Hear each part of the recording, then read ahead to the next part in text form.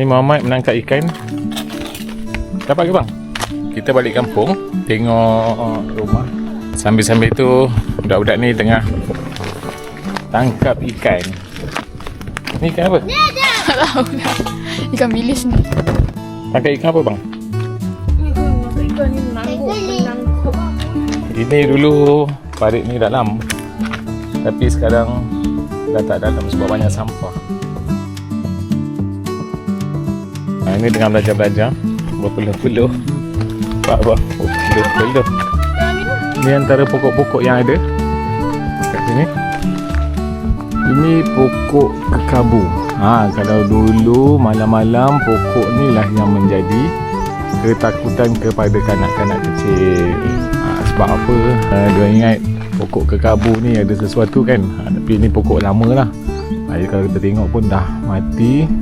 Sebab pokok ni pun dah tak ada daun, dah tak ada buah dah.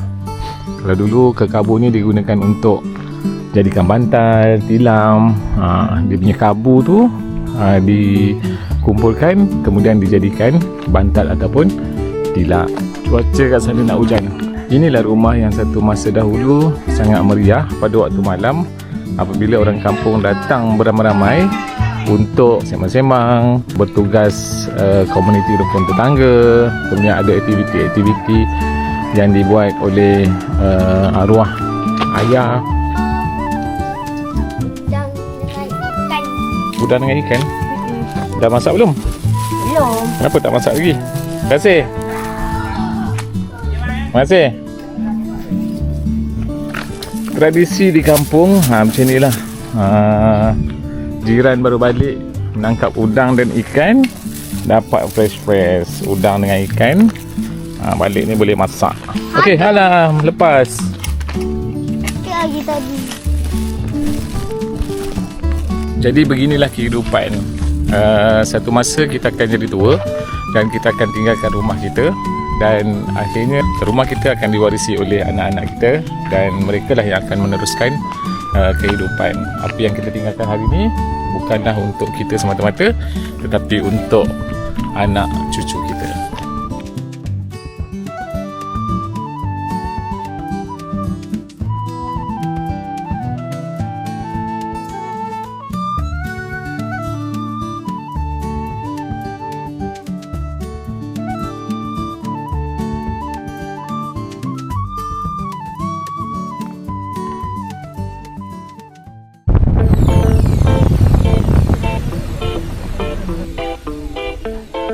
Ini Pantai Beno.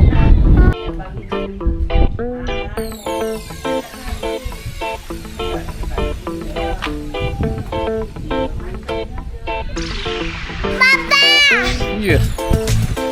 Dekat dengan rumah saya tadi, lebih kurang 10 minit perjalanan, ada pantai. Tapi pantai ni tak boleh mandi. Dia pantai yang kalau kita tengok banyak pasir-pasir daripada kerang-kerang sini. Kalau kita tengok banyak kulit-kulit kerang dan tak sesuai untuk mandi. Kalau kita lihat kat sana tu ada astaka yang baru dibuat, Astaka Nahoda. Dan sekarang pantai ni dah menjadi pantai tarikan sebab dekat sana tu ada jualan mi udang yang agak viral juga.